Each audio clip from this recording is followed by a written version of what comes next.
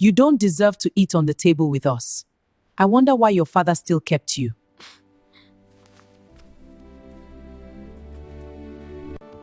This looks delicious, everyone. Let's eat. Yes, Mom. Mom, why are you mean to my sister? She has done nothing wrong. Why do you hate her? Sandra, she is not your sister. I can't and will never give birth to a loser like her.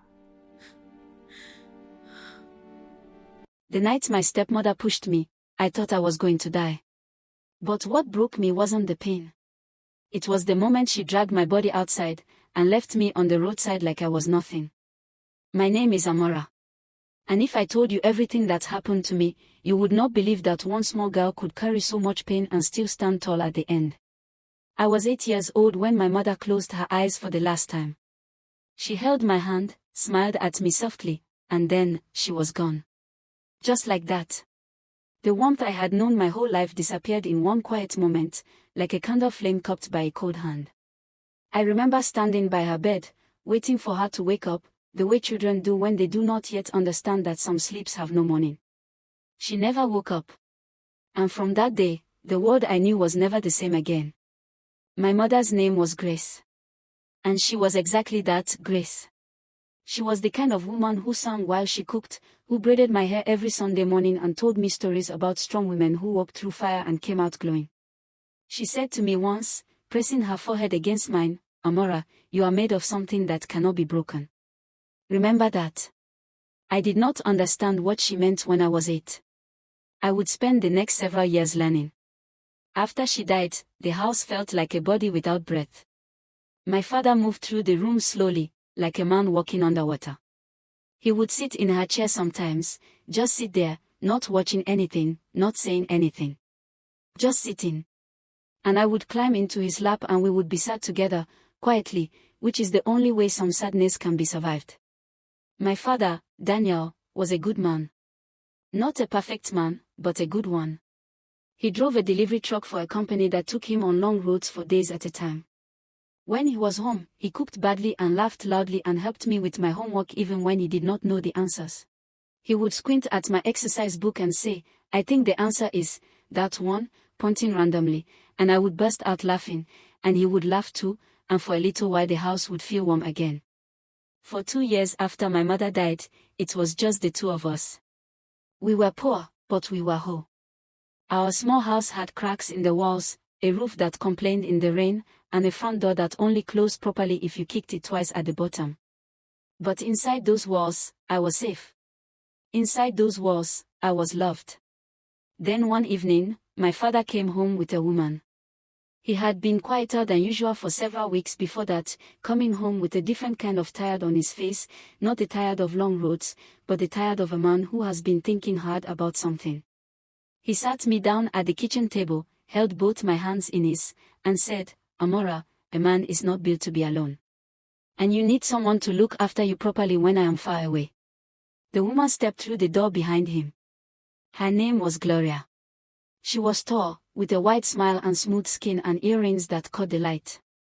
She carried a bag of rice, a bottle of groundnut oil, and a small box of chin-chin that she pressed into my hands the moment she saw me. "So this is Amara," she said warmly, kneeling down to my level. "Your father has told me so much about you. You are even more beautiful than he described." I wanted to believe her. I was 10 years old, and I was hungry, not just in my stomach, but in my heart. I was hungry for a mother. So I smiled at her and said, "Welcome, Auntie Gloria." That was my first mistake. If you love emotional stories like this that teach real-life lessons, make sure you subscribe now, because stories like this don't end the way you expect. The wedding was small and quick, the way my father did most things, without fuss, without ceremony, just purpose. A few relatives came, neighbors crowded into the yard, someone brought a sound system that was slightly too loud, and Gloria wore a yellow dress that made her look like sunlight. She danced with my father and laughed with her head thrown back and fed him cake with her fingers. Everyone said she was beautiful. Everyone said my father was lucky. I sat at the edge of the celebration, eating jollof rice from a paper plate and watching the woman who was now my stepmother laugh and perform for every person in that yard. Something sat heavily in my chest the entire evening, not quite fear, not quite sadness, just the quiet knowing that children sometimes have before their minds can name it. I pushed it away. I told myself, this is good. This is a new beginning. The very next week, Gloria's children arrived. I did not even know she had children until they appeared at our gate with a hired car and boxes of belongings. There were two of them, Kenneth, who was 12, loud and self-assured, with his mother's sharp eyes, and Sandra, who was 9, 1 year younger than me, quiet and watchful. Gloria had them installed in the largest bedroom before my father even finished unloading the boxes. She bought new curtains for their room, a small fan, a wooden shelf for their books. My own room, a small space I had made my own with a few drawings on the wall and my mother's old wrapper folded on the pillow, was taken from me 3 days later. Gloria said the children needed more space to settle. She moved me into the storage room beside the kitchen. It smelled of onions and kerosene. There was no window. She put a thin mat on the floor and said, "This is just for now." It was never just for now. Within 1 month, the truth of what I had walked into became impossible to ignore. Kenneth and Sandra were enrolled in the best school in town. Every morning they emerged from their room in clean, pressed uniforms, Kenneth in his blue and white, Sandra with ribbons in her hair. They sat at the dining table for breakfast and ate eggs and bread and drank warm tea with milk. They carried new bags and new shoes, and their mother packed their lunch in proper containers with lids that clicked shut. And me. I was up before 4 in the morning. I swept the compound in the dark, fetched water from the tap outside, washed the previous night's dishes, started the fire for cooking, and prepared everything before anyone else opened their eyes. By the time Kenneth and Sandra sat down to eat, I had been working for 2 hours. Gloria would glance at my plate, whatever was left from cooking, and say, "Eat fast. You still have the bathroom to clean." I ate standing up. I ate in a hurry. I ate whatever was left. My father saw none of this. He left for work before the sun came up on most days, and his routes kept him away for 4, 5, sometimes 6 days at a stretch. When he returned, the house was different. Gloria transformed herself the moment she heard his truck on the road. She would quickly change into a nicer dress, send Kenneth to greet him at the gate, and by the time my father walked through the door, everything looked warm and peaceful. She would call me from wherever I was and say brightly, "Amara, come greet your father," and I would come, tired and worn, and she would put her arm around me in front of him and say, "She has been such a wonderful help this week, Daniel. Such a good girl." Then, behind my father's back, she would look at me with eyes that were flat and cold and said everything without saying anything. I learned to read that look very early. It said, "Speak one word, and you will regret it." I was 10 years old. I believed her. So I smiled at my father, accepted his hug, and said nothing. The months folded into each other, each one a little worse than the one before. Gloria had a gift for cruelty that grew bolder the longer she went unchallenged. She stopped buying me new clothes. I wore the same 3 dresses until the fabric thinned at the elbows and the hems unraveled. When I asked, once, only once, if I could have new shoes because mine had a hole in the sole, she looked at me the way someone looks at a stray dog that has had the nerve to beg. "Do you think money grows in this compound?" she said. "Wear what you have." Kenneth had 3 pairs of trainers. I counted them one morning while I was cleaning their room. I counted them, and then I went back to my mat and sat quietly for a long time. School became the one place I could breathe. My teacher, Mrs. Okafor, was a small, sharp-eyed woman who wore her reading glasses on the end of her nose and rapped her knuckles on the desk when the class lost focus. She noticed things. She noticed that I was arriving late more mornings than not, that I fell asleep sometimes during the afternoon lessons, that my uniform was the same every single day of every week and sometimes carried stains I hadn't managed to fully wash out. One Friday after class, she kept me behind while the other children ran out into the yard. She sat on the edge of her desk, crossed her arms gently, and said, "Amara, how are things at home?" I felt the truth rise in me like water. For 1 second, one long, trembling second, I nearly said it. I nearly told her everything. But then I saw Gloria's face in my mind.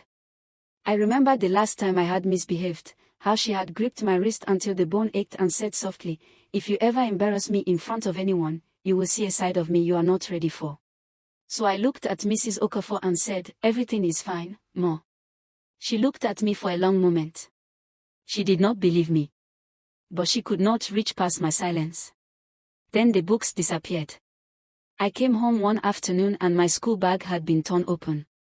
My exercise books, my reading primer, the small notebook where I wrote things I wanted to remember, gone.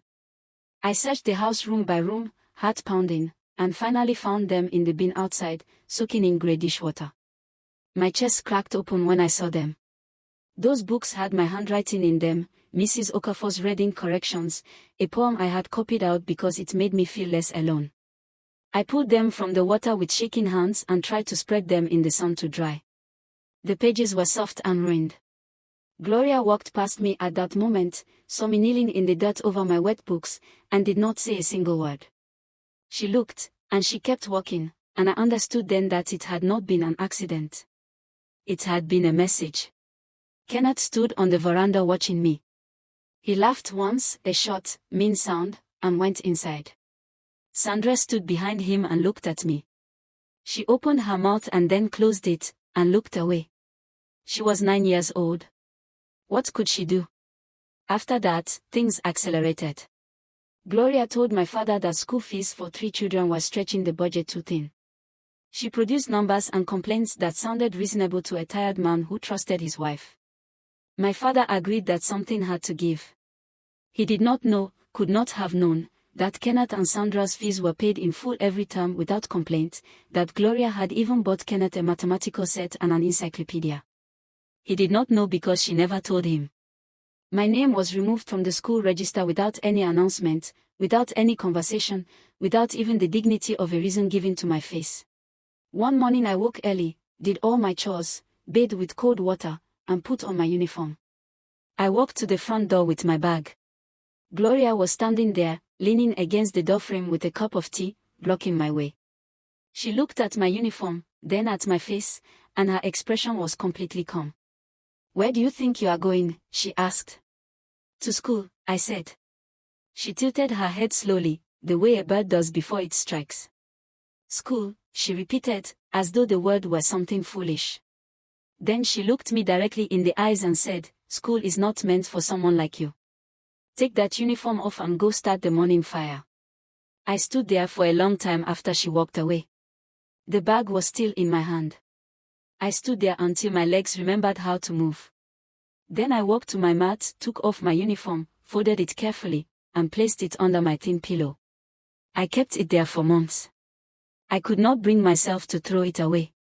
I became, in every way that mattered, the house servant. No one called me that out loud, not at first. But that is what I was. I had a list of duties that began before dawn and ended after dark, and the list never shortened, it only grew. I swept, mopped, scrubbed, cooked, fetched, washed, ironed, and cleaned every surface of every room in that house. The rooms of Kenneth and Sandra I cleaned on my knees while they were at school. Their dirty clothes I washed by hand in a bucket. Their shoes I polished. Their dishes I cleared. And when I finished all of that, Gloria would find something else. A corner I had missed. A spot on the kitchen wall. A window that was not quite clear. She had an eye for imperfection that she directed only at me, and she used it like a weapon. The punishments were creative in the way that only a certain kind of cruelty can be. When I burned the rice one morning because I had been on my knees scrubbing the bathroom and did not hear the pot boiling over, she took my plate of food and emptied it into the bin. "You eat when you work properly," she said. I went to bed that night on an empty stomach. Another time, I broke a cup, a cheap plastic cup, not even one of the good ones, and she made me stand outside in the cold for 2 hours after midnight. I stood in the dark yard in my thin dress and listened to the sounds of night and tried not to cry, because I had learned that crying outside attracted mosquitoes and inside it attracted worse things. Once, she poured a bucket of cold water on me while I was sleeping because she said she had checked the bathroom floor and it was not dry enough. I lay on my wet mat in the dark, shivering and silent, and looked up at the ceiling and thought, I am still here. I am still here. I am still here. Kenneth found entertainment in my suffering. He was 13 now and had grown into his mother's contempt the way a child grows into a tailored shirt. He clicked his fingers at me and called me a house girl without blinking. He knocked things over deliberately, a glass of water, a bowl of beans, and watched me clean it up with his arms folded and a bored expression. Once, when his mother was outside, he took my portion of food from the kitchen before I could get to it and gave it to the dog.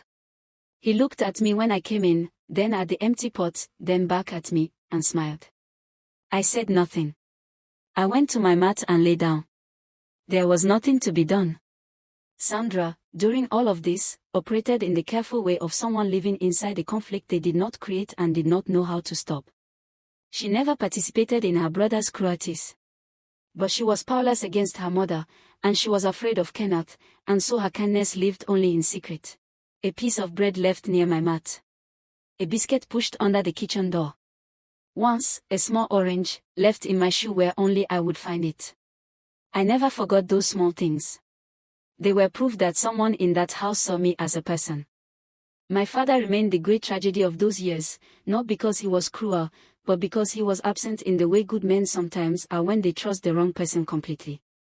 When he came home, he saw a house that was clean, a wife who was smiling, children who were doing well in school. He saw me, thinner than before, quieter than before, with shadows under my eyes that he perhaps told himself were just growing pains. There was one evening, I think I was 11, when he found me washing clothes at 9 o'clock at night. He stood at the door of the yard and looked at me for a long time. I looked back at him. The air between us was full of everything I wanted to say. He opened his mouth. Then Gloria appeared behind him with a cup of tea and said, "Daniel, come inside. Your food is getting cold." He looked at me one more time. "Don't stay up too late, Amara," he said gently. And he went inside. I wrung the shirt in my hand so hard my knuckles hurt. Not from anger at him, I could not be angry at him, not then, but from the sheer weight of words that had no place to go. It happened on a Tuesday. I remember everything about that day the way you remember a thing that changes you, with strange, sharp clarity. It was Kenneth's 14th birthday. Gloria had been planning it for 2 weeks. She had ordered a chocolate cake from a bakery across town, bought him a new pair of white sneakers, and invited half the neighborhood. I had been cooking since before 5 in the morning. Jollof rice with tomatoes and spices, fried chicken in 4 batches, coleslaw, fried plantain, small chops on a tray lined with napkins. My hands were burned in 2 places from the oil. My back had been aching since the 2nd hour. But I moved through the kitchen like a machine, because machines do not feel, and I was trying very hard not to feel. By midday, the house was full. Children ran through the yard. Relatives sat on plastic chairs under a canopy. Someone was playing music from a phone connected to a small speaker, and Kenneth stood at the center of everything in his new sneakers, laughing and receiving gifts. I moved through the celebration like a shadow, filling plates, refilling bowls, clearing empty dishes, bringing more napkins. Nobody spoke to me. Nobody thanked me. I was furniture. I was the floor beneath their feet. I told myself to just get through it. Just get to the end of the day. 1 more hour. 1 more task. I had learned to survive in segments. Then the glass slipped. I was carrying a tray with 3 cups of juice across the room. The floor near the veranda step was wet from a spill I had not yet mopped. My foot slid slightly, the tray tilted, and 1 glass fell. It hit the tiled floor and broke cleanly.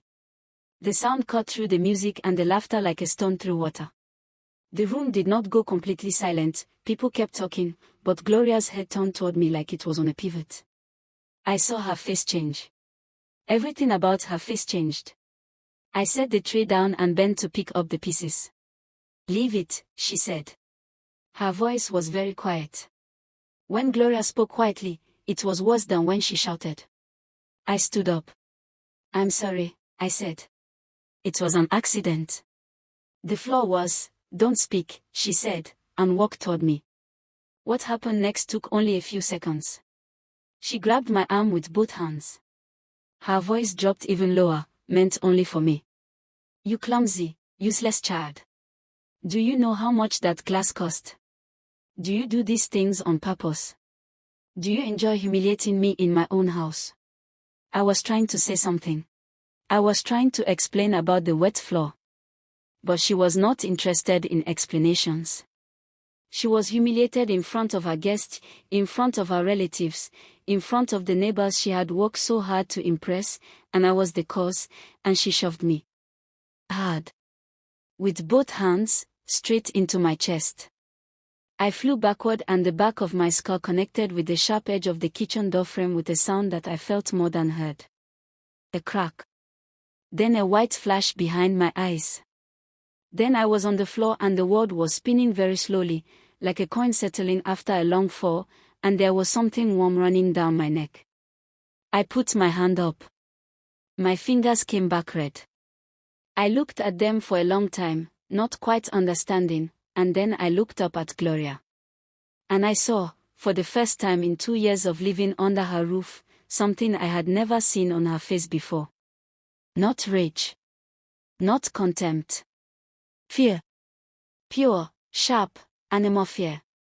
She stared at me on the floor with blood on my neck, and for one moment she was completely still. Then the fear moved. And she started making decisions. If this story is touching your heart already, take a second to like and subscribe. Because what happens next is even more painful. The next hour of my life is a series of broken images, the way a dream becomes when you try to remember it after waking. I remember Gloria's voice, urgent and sharp, speaking to Kenneth in a fast whisper. I remember being lifted under my arms by Kenneth and another boy, my feet dragging on the floor. I remember the night air on my face, colder than it had been inside, and I remember that the stars were out. I remember the sound of car doors. I remember a rough surface beneath me and the smell of dust. And then I remember silence, and darkness, and the particular loneliness of being somewhere unfamiliar with no one beside you. That is all I remember of how I got there. Of how I ended up on the side of a road, bleeding and 12 years old, I remember only pieces. The rest I was told later. I do not know how long I lay there. It felt like forever, but perhaps it was not. What I know is that I was cold, and my head hurt with a pain that went deep behind my eyes, and every time I tried to move, the world tilted dangerously. I tried to call out once. The sound that came from my throat was small and useless, a child's sound, swallowed by the darkness and the insects and the wide empty night. There were no streetlights. There were no houses nearby.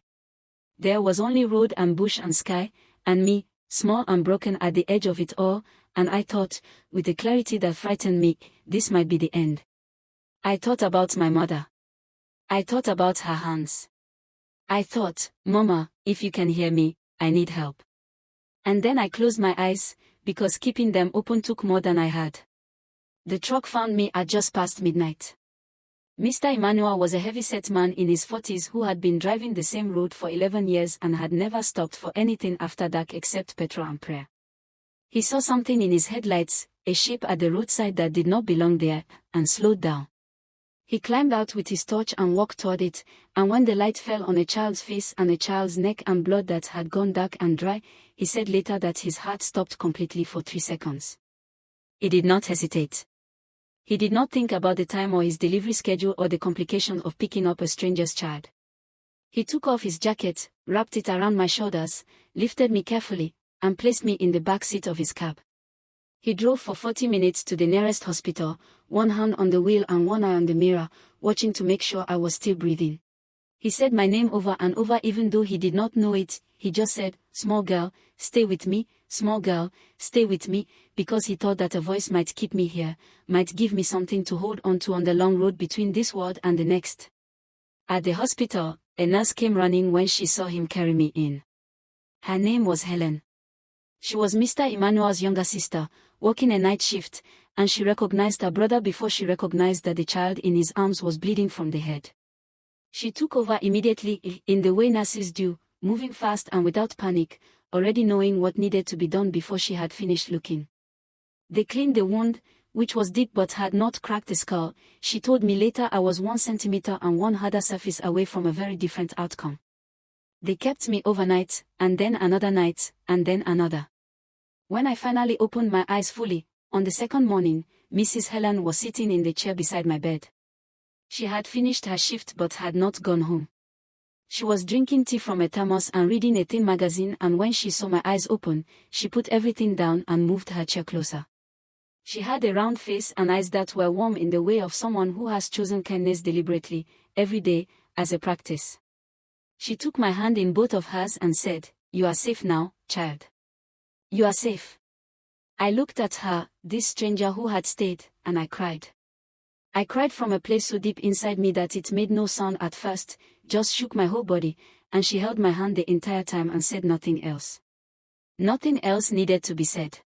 Mrs. Helen lived alone in a modest house with a garden she tended with serious dedication and a grey cat named Pepper who had strong opinions about which furniture he was allowed to occupy. She had been married once, years ago, and had no children of her own. When she told Mr. Emmanuel she wanted to take me in while the authorities sorted out what to do, he looked at her for a long moment and said, "Helen, are you sure?" She looked back at him and said, "I have a room.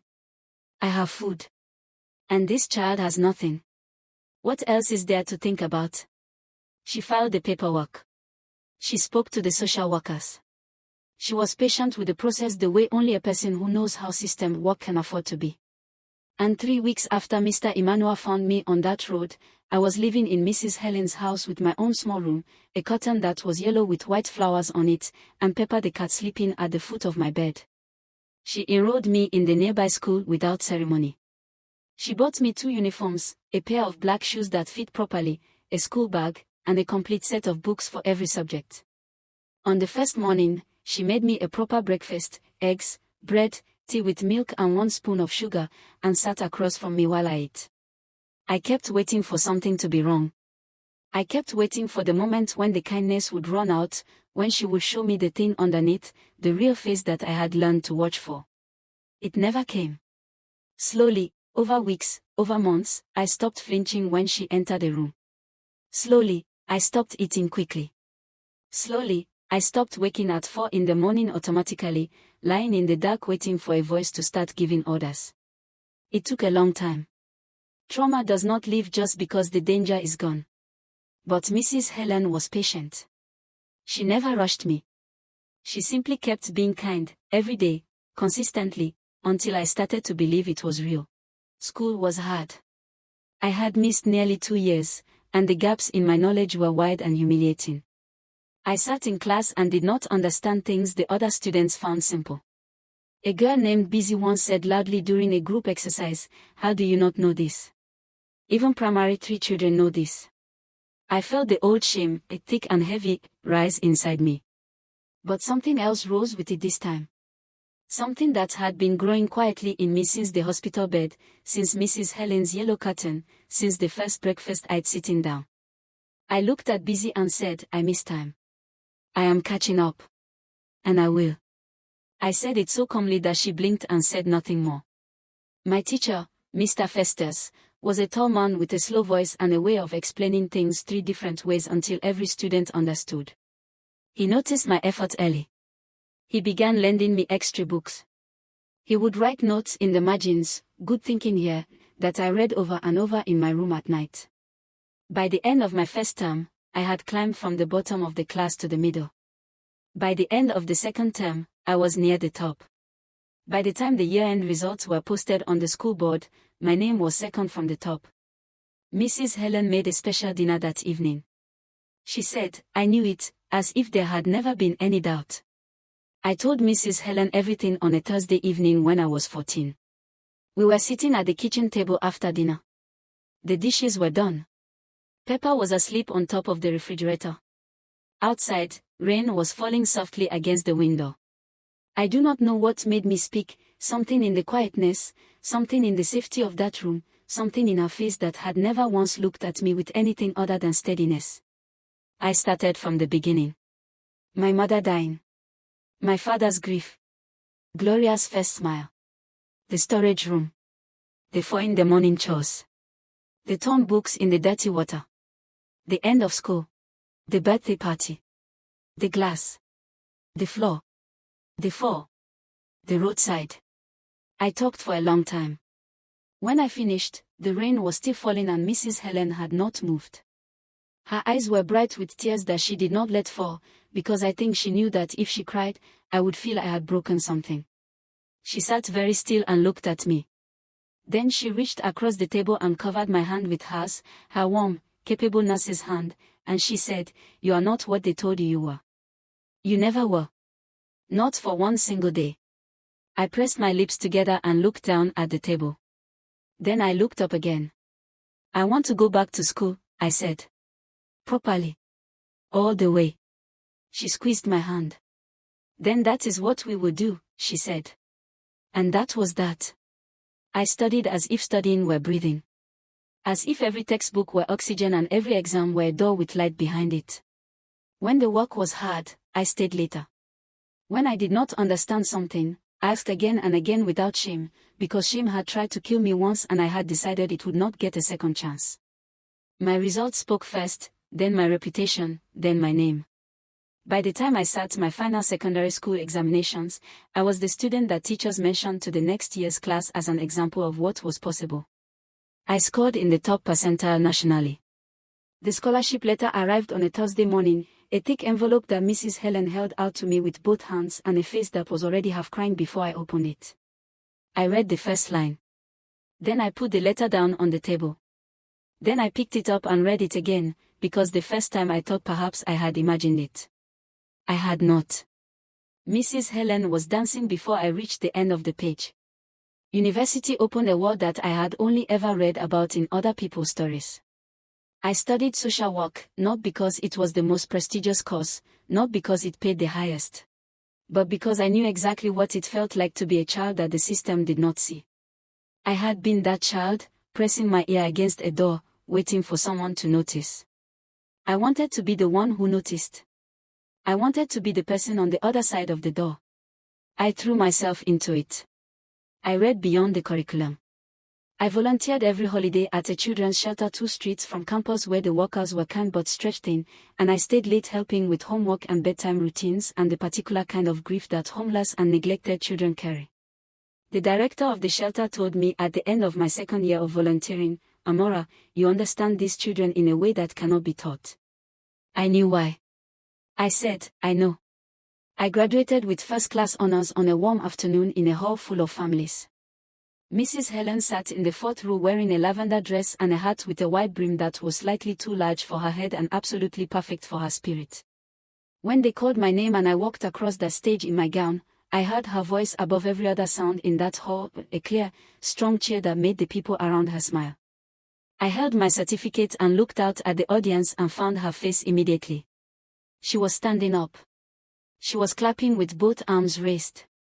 I laughed, really laughed, from the stomach, from the chest, from the place where only real joy lives, and I pressed the certificate briefly to my heart, because I wanted my heart to feel it first before my hands did. I was hired by a children's welfare organization 6 months after graduation. Within my first year, I had handled more cases than most of my colleagues twice my age, not because I was faster but because I was thorough, because I understood the silence of suffering children the way a person understands the language they were born into. I knew what it meant when a child said, "Everything is fine," with their eyes pointing at the floor. I knew what it meant when a child flinched at raised voices. I knew what it meant when a child ate fast and saved scraps. Within 3 years I was promoted to senior caseworker. Within 5 I was managing a regional team. My name appeared in a national welfare report as a practitioner whose methods had measurably improved outcomes for children in difficult home placements. I printed that page and sent it to Mrs. Helen, who laminated it and stuck it on her kitchen wall next to a photo of the 2 of us from my graduation day. But underneath every achievement, underneath every report and every promotion and every morning I drove to work in my own car, there was a quiet ache that nothing could reach. My father. I did not know if he was alive. I did not know if he had looked for me. I was afraid that he had believed Gloria's version, that I had run away, that I was ungrateful, that I had left by choice. I was more afraid that he had not looked at all. So I kept the ache folded small and placed it somewhere inside me where I did not have to look at it every day. But it was always there. It was always there. It was a colleague named Priscilla who found the post. She came to my office on a Wednesday afternoon with a printed page folded in half and a look on her face that I could not immediately read, careful, and soft, and watching. She placed the paper on my desk and said, "I think you need to see this." I unfolded it. It was printed from a community social media group, the kind where people shared local news and lost animals and birthday announcements. The post was from a man asking if anyone knew the whereabouts of his daughter, missing for many years. Her name was Amara. She had last been seen as a child. Below the text was a photograph. It was a small, slightly blurry photo of a man who was clearly older now, grayer, thinner in the face, more folded by time, but whose eyes I would have recognized from the bottom of any ocean. My father. My hands began to shake. The paper rattled. I pressed it flat against the desk with both palms and stared at his face for a long time. Then I looked up at Priscilla. She said, quietly, "I think it's time to go home." I sat with that sentence for the rest of the afternoon. That evening, I drove to Mrs. Helen's house and showed her the page. She read it. She looked at me. She said, "You have always known this day would come. You are ready." I was not sure that was true. But I went anyway. I drove to my father's neighborhood on a Saturday morning. I had not been back since I was 12, not to that area, not to that road, not to any of the spaces that held those memories. The drive felt long even though it was not. I kept my hands steady on the wheel and my breathing slow, techniques I had learned and taught to children whose bodies remember things their minds were trying to forget. I know those techniques work. That morning, I was grateful for them. The neighborhood had shifted over the years, some new buildings, some old ones painted over, children I didn't know playing in yards I have remembered. But the house was the same. The same walls, the same gate, the same door that needed to be kicked twice at the bottom to close properly. I wondered if he still did that. I wondered if it still creaked in the middle of the night. I sat in my car outside for almost 20 minutes before I could move. Then I got out, walked to the gate, and knocked. He opened the door. He had aged in the way of a man who has carried worry for a long time, more gray in his hair, more lines on his face, a slowness to his movements that was not there before. But his eyes were my father's eyes. Exactly. They looked at me and something happened in them, a recognition that came before reason, faster than thought, the way the body knows what the mind is still processing. He said my name. Just that. Just Amara, in a voice that had been waiting to say it for years. And I came apart. All of it, the strength, the composure, the careful containment of a woman who had learned to carry things alone, all of it simply let go. I walked forward and he held me, this old tired searching man, and I held him back, and we stood in the doorway of the house where everything had broken, and we wept together, and it was nothing like the sadness of before. It was the weeping of things that have been found. Of spaces that have been restored.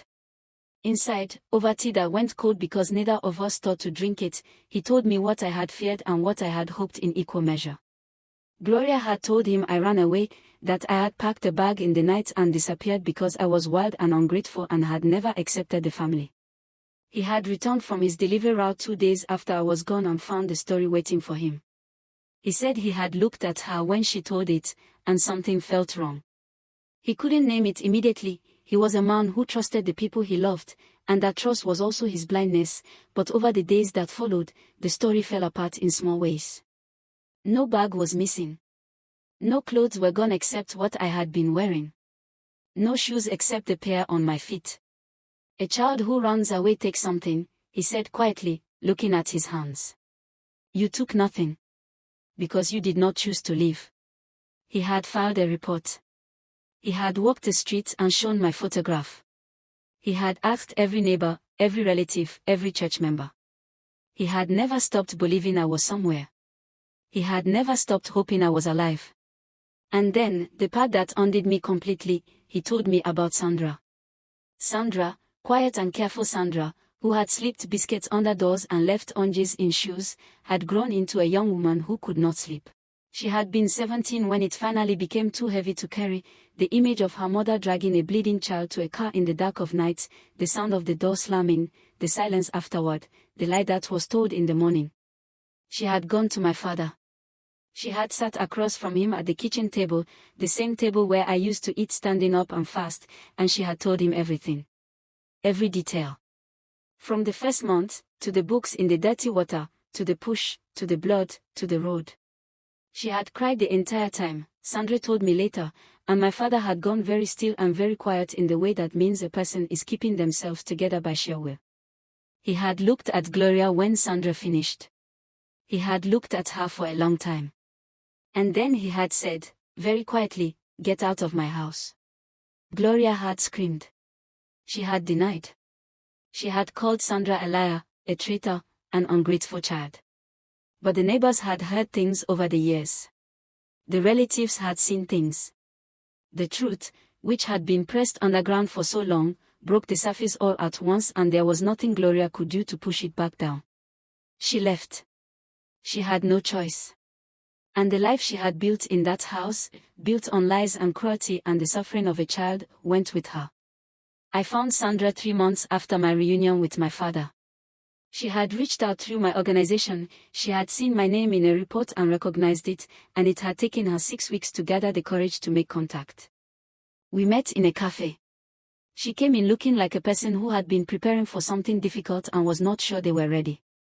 She was 26, soft-spoken, with her mother's height but none of her mother's sharpness. She sat across from me and her hands on the table were trembling visibly. She looked at me and said, "I am so sorry. I was a child and I was afraid, and I know that is not enough, but I have carried this every single day. I left you bread. I don't know if you remember. I left you an orange once. I didn't know what else I could do." She stopped speaking. Her eyes were full.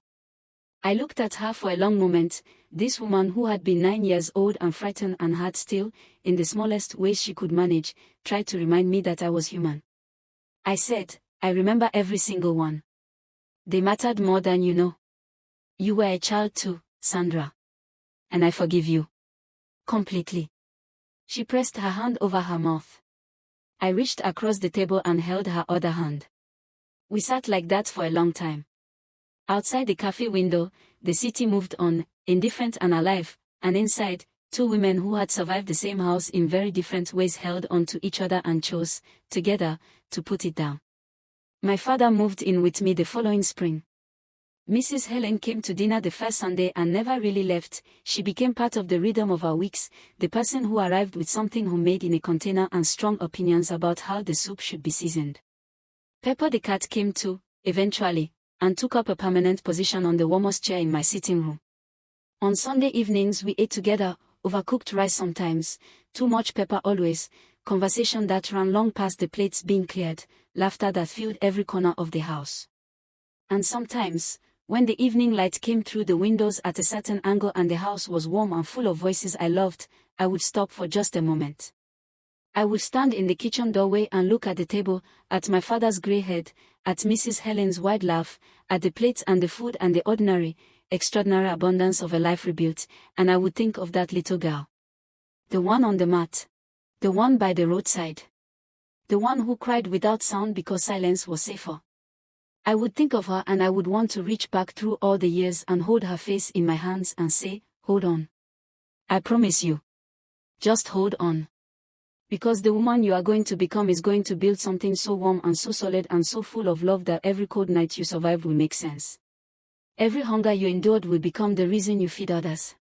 Every door that was closed in your face will become the door you hold open for someone else." She fed me like an animal. But animals survive. And some of them, the ones with the quietest kind of strength, do more than survive. They become something the ones who hurt them never imagined possible. They become free. If this story taught you something, don't forget to subscribe for more powerful stories like this. And remember, no matter how people treat you, one day, life will answer for you.